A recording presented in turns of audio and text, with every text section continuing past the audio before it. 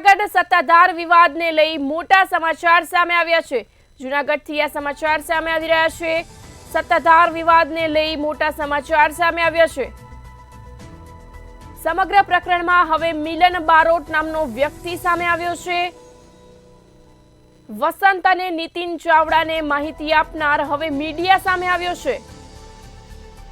વસંત ચાવડાને મારવાના પ્રયાસો પણ થઈ રહ્યા છે તેવું મિલન બારોટ દ્વારા જણાવવામાં આવ્યું છે। મહંત વિજય બાપુ તેનો ઈગો મુકતા નથી તેવું મિલન બારોટ દ્વારા પણ જણાવ્યું છે। જૂનાગઢ સત્તાધાર વિવાદને લઈ મોટા સમાચાર સામે આવી રહ્યા છે।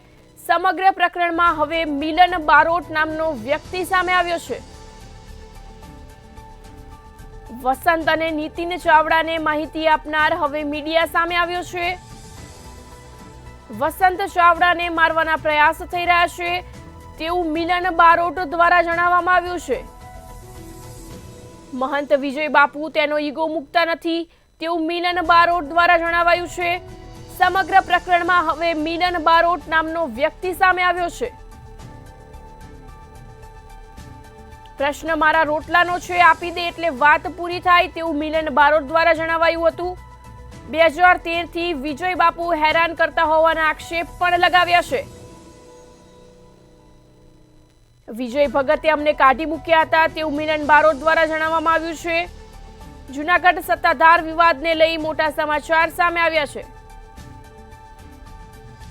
હું વિસાવદર તાલુકાના જાંબુડી ગામે રહું છું અને આજે તમે બધા જાણતા હશો કે છેલ્લા 2-3 મહિનાથી સત્તાધારનો વિવાદ ચાલે છે।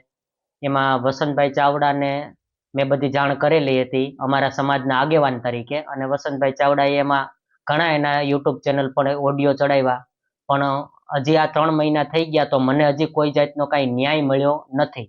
હજી વસંતભાઈ પણ અમારા ભાઈ બહુ મથે છે, પણ તો પણ વસંતભાઈને પણ મારવાના પ્રયાસો ચાલુ છે। એક્સિડન્ટ, ખૂન, ભાઈ આ બધું કરવાની ક્યાં જરૂર છે? ફક્ત ને ફક્ત એક મારા રોટલાનો પ્રશ્ન છે, તો મને મારો રોટલો આપી દો એટલે વાત પૂરી થઈ જાય। પણ બાપુ એનો ઈગો મુકતા નથી। તો ઈગો મુકતા નથી એનું કારણ હું તમને પહેલેથી કહું તો અમારી માથે આ બાપુનું જો હેરાન કરવાનું કારણ છે કે 1/4/2013 થી બાપુ અમને હેરાન કરે છે। વિજય બાપુ અમારો પથારો 2-3 વાર આ દુકાનવાળાના કહેવાથી ફેરવ્યો છે। 2-3 વાર દુકાનવાળાના કહેવાથી મારા મમ્મીના જ્ઞાતિ પ્રત્યે હળદૂત બાપુ પોતે કરી ગયા છે। પછી આ બધા કંટાળે બાપુએ આખું બહાર ડેવલપમેન્ટ કરીને નવું માર્કેટ બનાવવામાં આવ્યું સત્તાધાર। તો અહીંયા આ મગન શેઠ જે રહ્યા મગાભાઈ લુવાણા, તેને ડ્રો બધા એના દુકાનવાળાનો ડ્રો થઈ ગયો અને મારો ડ્રો છે એ અમારો કોઈ ઓટાવાળાનો ડ્રો જ થયો નહીં।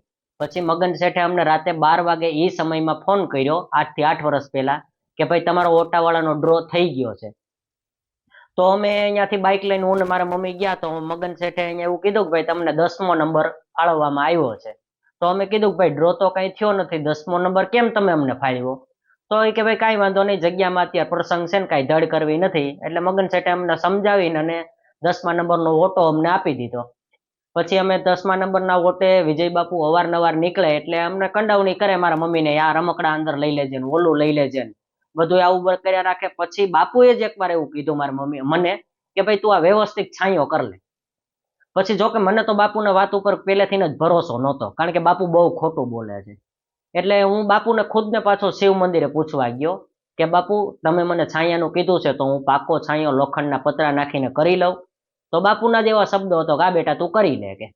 પછી મેં લોખંડનો છાંયો કર્યો, એમાં 1.5 વર્ષ મેં ધંધો કર્યો, પણ આ દુકાનવાળાના કહેવાથી બાપુ વળી પાછી મારી યારે લપ થઈ અને એક આગળ દરબારનો ઓટો બનાવવામાં આવ્યો બળજબરીથી કે એના સાથથી કે એના મિત્રતા તરીકે કોને ખબર। એટલે એ ઓટામાં બાપુએ એવું કીધું કે એ પતરા નાખે છે ને એટલે તું તારા પતરા કાઢી નાખ મારા મમ્મીને કે। હું તો ત્યારે હાજર નહોતો એટલે મારા મમ્મી કે બાપુ મેં 40,000 રૂપિયાનો ખર્ચો કરીને આજે પતરા નાખ્યા છે તો હું પતરા કેમ કાઢી નાખું? તો બાપુ બીજા દિવસે બુલેટ લઈને આવીને મારા મમ્મીને હેલફેલ બોલવા માંડ્યા, ખરાબ શબ્દ અપશબ્દ બોલવા માંડ્યા કે તું તારા પતરા વીખી નાખજે, આગળવાળા પતરા નાખે નકર હું તને વીખી નાખે। આવા મારા મમ્મીને બાપુએ અપશબ્દ બોલેલ। પછી અમે ધંધો બંધ કરી દીધો। બાપુ એમને ના પાડી કાંઈ તમે ઘરતી ના નહીં, એટલે અમે ધંધો બંધ કરી દીધો। પછી અમે આપા ગીગાના ઓટલે પૂજ્ય નરેન્દ્ર બાપુ સોલંકીએ અમને 1 વર્ષની લગી હાંચવા, આ વિજય ભગતે કાઢી મેલ્યા પછી બાપુએ અમને બહુ સારી રીતે હાંચવા। બાપુએ આપા ગીગાના ઓટલે મને દુકાન દીધી, પણ અમુક કારણોસર મને ફાવ્યું નહીં એટલે પછી હું મારા ઘરે વયો આવ્યો. પછી 8 વર્ષથી સતત મારા પ્રયાસ ચાલુ હતા. ઘણા લોકો એવા ચેનલ મારફતથી પ્રશ્ન કરે છે, કોમેન્ટ કરે છે કે ભાઈ 8 વર્ષ લગી ક્યાં ગયા હતા? ભાઈ ક્યાંય નથી ગયા. અમારા પ્રશ્ન ચાલુ જ હતા. બાપુને અમે મળતા અવારનવાર, પણ બાપુ અમને ખરાબ ગાળો બોલીને કાઢી મેલતા. એકવાર મારી ભેગા સોનીના દાદા હતા, એને મેં ગૌશાળામાં મોકલ્યા હતા, તો એને પણ ખરાબ ગાળો વિજય બાપુ એક બોલીને કાઢી મૂક્યા.